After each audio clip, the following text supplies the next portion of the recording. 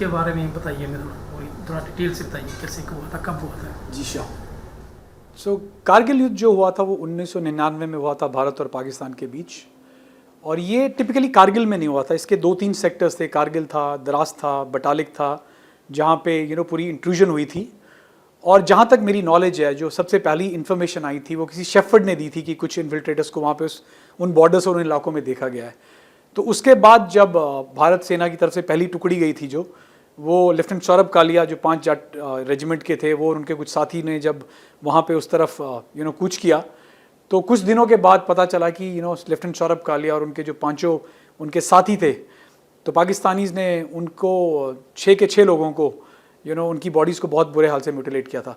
तब जाके ये कहीं आइडेंटिफाई हुआ था कि ये कोई इन्फिल्ट्रेटर्स नहीं थे, बट ये पाकिस्तान की नर्दर्न लाइट इन्फेंट्री के सोल्जर्स थे, जिन्होंने चारों सेक्टर्स में, जो मैंने आपको बताया, द्रास, कारगिल, बटालिक, गिलगिट, यहाँ पे चारों तरफ से पूरी तरह से इंट्रूजन करके पूरी उस एरिया को सारी तरफ से घेर लिया था। और तब जाके ये डिस्क्लोज हुआ था कि it is a full fledged war, जहाँ पे इंडिया और पाकिस्तान बिल्कुल दोनों आर्मीज़ थी, वो एक दूसरे के सामने चल के ये जो लड़ाई हुई थी, एक ऑलमोस्ट क्लोज टू 50 से 55 दिन के बीच चली थी। और ये जो पूरा युद्ध हुआ था, ये मई 1999 से लेकर ऑलमोस्ट 26 जुलाई तक चला था, जब पाकिस्तान फोर्सेस ने अपने आप को विड्रॉ कर लिया और जब सीज फायर अनाउंस हुआ। तो इसी उपलक्ष्य में हर साल जो 26 जुलाई को एक कारगिल विजय दिवस के तौर पे मनाया जाता है। विक्रम बत्रा जी के बारे में बताइए कि कैसे आर्मी में गए, किस तरह के उनके छोटे होते हुए कैसे उनके होते इंटरेस्ट वगैरह थे, और आर्मी में उनका कैसे इंटरेस्ट बढ़ा, थोड़ा पूरा डिटेल से बताइए। तो मैं और विक्रम दोनों आइडेंटिकल ट्विंस हैं एक्चुअली, राइट। हम दोनों जुड़वा भाई हैं, और हम दोनों का जो डिफरेंस है वो सिर्फ 14 मिनट का है इनफैक्ट। तो हम दोनों ने इकट्ठे ही ये ड्रीम निट किया था कि हम आर्मी ज्वाइन करेंगे। और जो हमारा इंटरेस्ट आर्मी की तरफ बना था, तो आई डोंट नो कितने लोगों को याद होगा, बट 1987-88 में एक बहुत फेमस सीरियल आता होता था जिसका नाम था परमवीर चक्र। और इस सीरियल में उन दिनों तक 16 परमवीर चक्र बांटे गए थे लोगों, अपने सैनिक भाइयों को, उनकी शहादत के लिए, उनके सेक्रीफाइस के लिए और उनके वैलर के लिए। तो वो हमारा पहला ट्रिगर था जब हमें पता लगा कि आर्मी की लाइफ बहुत अच्छी होती है and we want to do something different. और वहाँ से हमारा इंटरेस्ट बना। और दूसरा जो हमारा पैशन बना था दोनों भाइयों का फोर्सेस के लिए, वो तब बना जब हम दोनों ने 8वीं क्लास में केंद्रीय विद्यालय पालमपुर ज्वाइन किया। और जो केंद्रीय विद्यालय पालमपुर था वो एक आर्मी कैंटोनमेंट के बीच में था। तो हमारा जो पूरा दिनचर्या होती थी हमारे स्कूल की, हमको दिन भर सिर्फ कहते हैं ना, मैन इन द यूनिफॉर्म, वो सिर्फ ऑलिव ग्रीन कलर ही दिखता था। वही motor bikes of the army colour, वही ट्रक्स दिखते थे, 3 टन 1 टन जो जितनी भी व्हीकल्स होती हैं आर्मी की।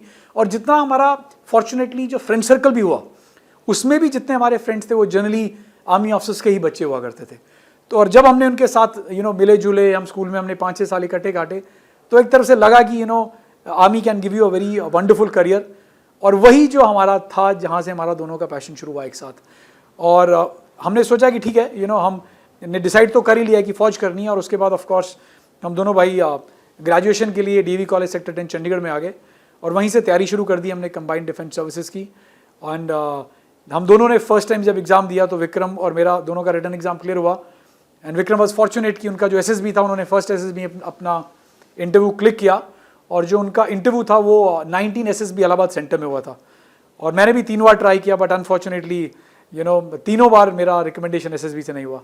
और तब उनकी विक्रम की जो शुरुआत थी आर्मी लाइफ की, और वहीं से उन्होंने जून 1996 में इंडियन मिलिट्री एकेडमी देहरादून में अपना प्रवेश लिया।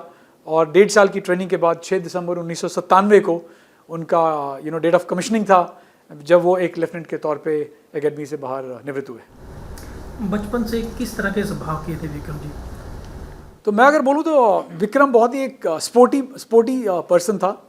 और अपने उनका जो फेवरेट गेम था उन दिनों टेबल टेनिस था। और इवन अपने स्कूल को उन्होंने ऑल इंडिया नेशनल्स में रिप्रेजेंट किया था 1990 में।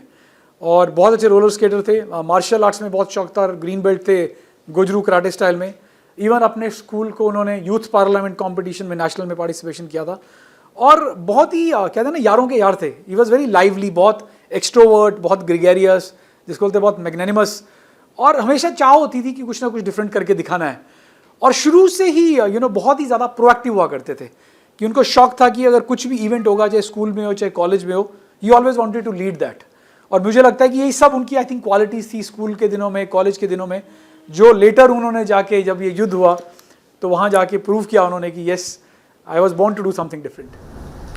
विक्रम जी के कारनामा की बात करें तो आर्मी से पहले और आर्मी में ज्वाइन करने के बाद किस तरह के कारनामा के बारे में जो भी उनके बारे में बताइए आप. तो जनरली यू नो मैं कारगिल के बारे में बात करता हूँ. तो विक्रम को 2 मिशन मिले थे. जो उनका पहला मिशन था वो था .5140 का.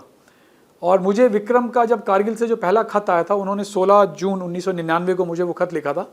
और उसमें उन्होंने लिखा था कि वो बहुत ही ऑफेंसिव एक्शन के लिए जा रहे हैं, बट वो अपने स्वभाव में भी बहुत ज़्यादा प्रोफेशनल थे कि वो कभी भी डिटेल्स नहीं लिखते थे सिक्योरिटी रीजंस की वजह से. तो 19 जून को उन्होंने अपने एक फेलो कलीग जो बहुत ही एक डेकोरेटेड सोल्जर हैं, captain Sanjeev Jamal, of course अभी वो कर्नल की रैंक में हैं, बट उन दिनों में वो कैप्टन हुआ करते थे, जो चार्ली कंपनी के कमांडर थे. और विक्रम जो थे, विक्रम वॉज अ लेफ्टिनेंट, और विक्रम जो थे वो डेल्टा कंपनी के कमांडर थे.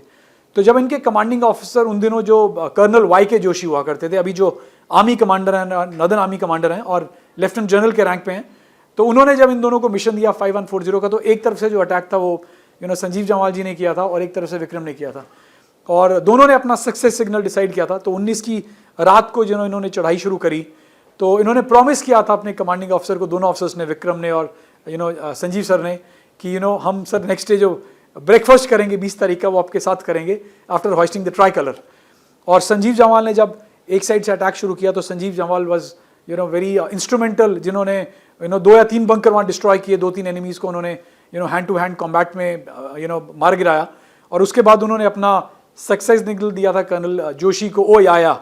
और इसके बाद ऑफ कोर्स बहुत उत्सुकता थी कि विक्रम का अभी तक सक्सेस सिग्नल नहीं आया था, क्योंकि विक्रम का भी मिशन पूरा नहीं हुआ था. और इसी 1 घंटे के भीतर ही विक्रम ने 2-3 आर्मी बंकर को डिस्ट्रॉय किया.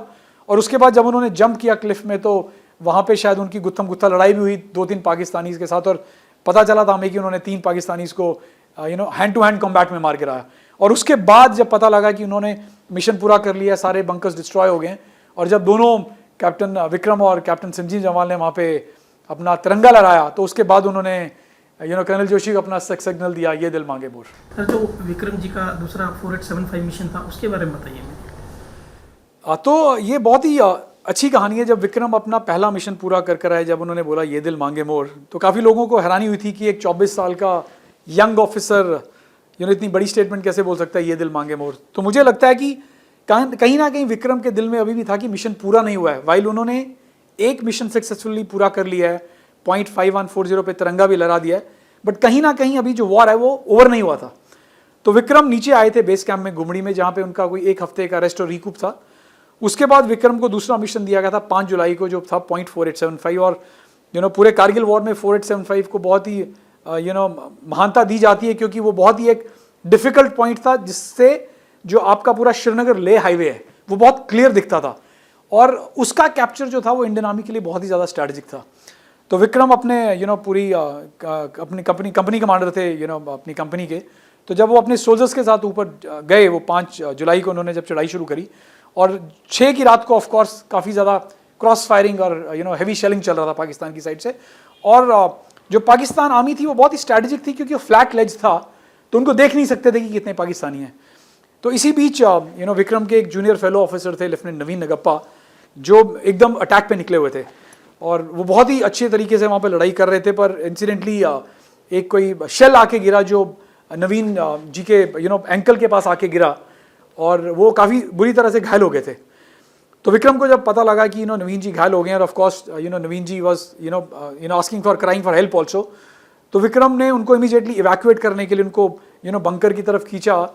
तो विक्रम के साथ उनके एक और सूबेदार मेजर साहब थे, रघुनाथ जी. तो उन्होंने विक्रम को बोला कि शायद थोड़ा बहुत हैवी फायरिंग चल रहा है और हमको थोड़ा कॉशियस रहना पड़ेगा. बट विक्रम शायद बहुत क्लियर थे कि अगर अभी हमने इनको इवैक्यूएट नहीं किया, और अगर अभी हम एकदम रिपल्सिव अटैक नहीं किया, तो हो सकता है कि पॉइंट हमारे हाथ से निकल ना जाए.